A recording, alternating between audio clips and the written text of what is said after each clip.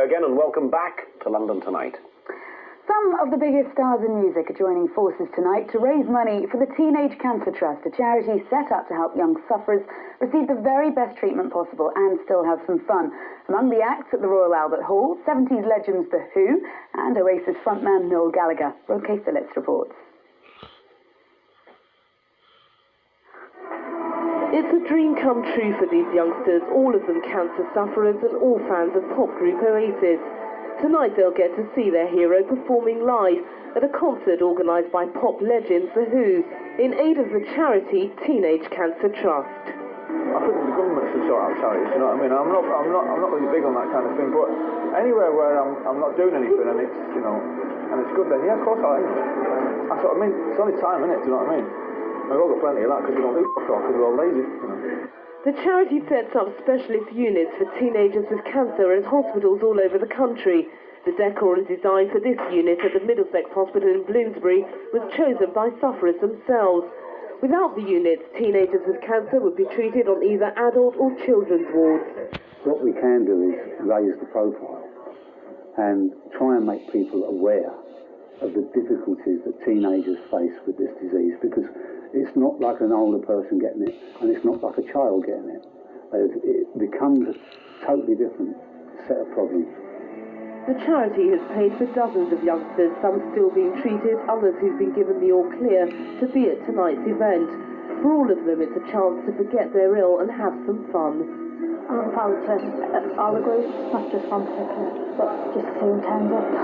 You just forget about everything and all your worries and have a nice time. The bad news for all these people queuing outside is that this concert is a complete sellout. The good news is that the charity hopes to raise enough funds to build 2 new wards for teenage cancer sufferers. At the Royal Albert Hall, this is Roque Phillips for London Tonight. Breaking news, 18 children have been rushed to hospital from a convent school in Buckinghamshire after being overcome by gas in the science lab. We'll bring you more on that if we get it before the end of the programme. Time now for sport with Jonathan Wills. Horrors at Highbury, I gather. Absolutely, yes, not great times, I'm afraid. Thank you very much, Lucy. Good evening. Things seem to be going from bad to worse for Arsenal at the moment. The Football Association has fined the club £25,000 after 7 of the side were booked during yesterday's defeat at Leeds. A deflected Olivier Dacour free kick sent the Gunners to their 4th defeat in 5 matches. It leaves them 8 points behind Manchester United at the top of the Premiership. And it doesn't end there, I'm afraid. The FA may take further action after hearing what referee Dermot Gallagher has to say about a possible bust-up in the players' tunnel after the game.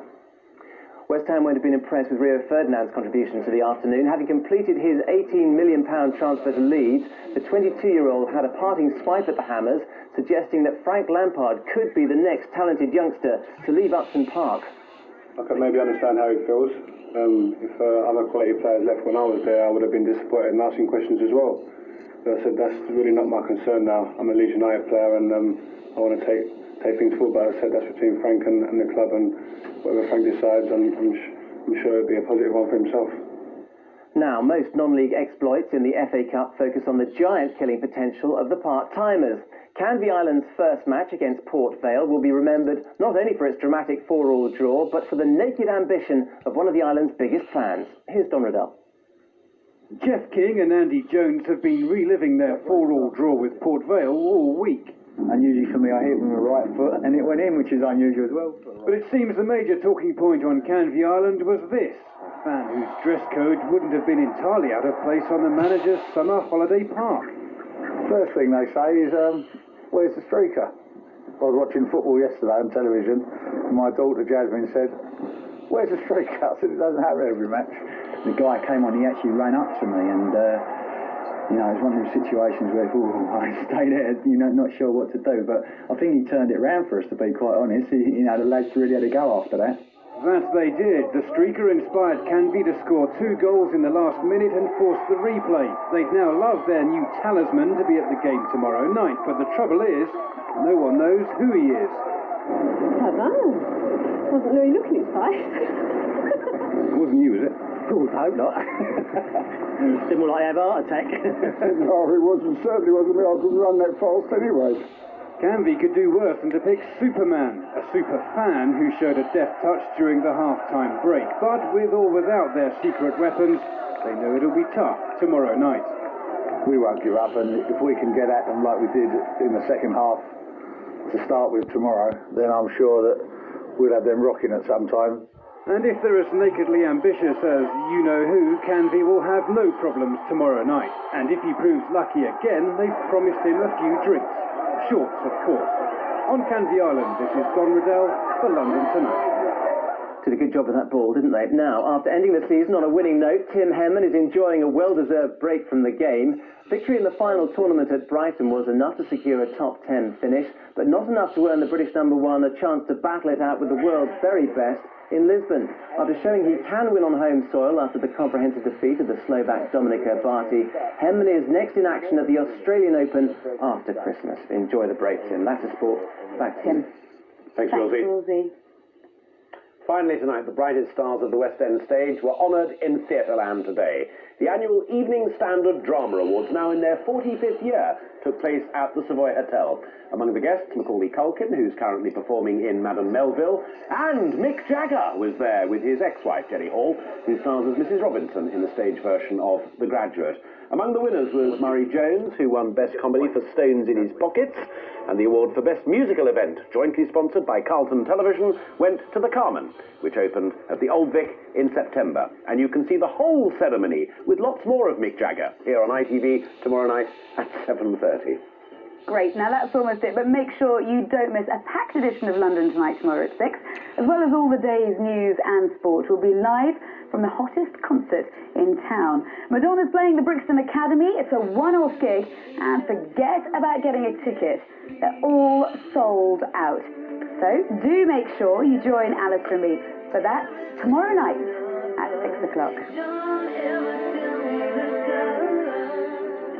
She'll be here, so will we. We will be. Night-night. Goodbye.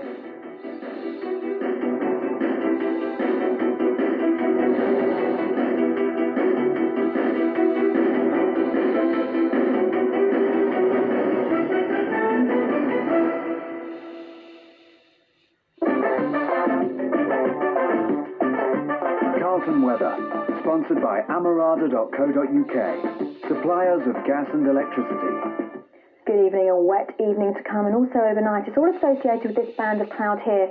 It's moving northwards, bringing some wet weather with it, but also some mild conditions. Mild weather pushing across from the south, so that means tonight temperatures will hold up around 13 Celsius. That's 55 degrees Fahrenheit with quite a brisk southwesterly breeze. The rain could actually be heavy at times, but during the morning I think the rain will gradually clear away from the south, and that means the afternoon will turn a little bit brighter. Still lots of cloud, but one or two sunny breaks coming through. Now in the sunshine, temperatures reach around 15 Celsius. 15 is 59 degrees Fahrenheit, turning rather murky though along the hills. For the next few days, rain clearing away on Wednesday, and for Thursday, bright with some sunshine. Carlton Weather, sponsored by amarada.co.uk.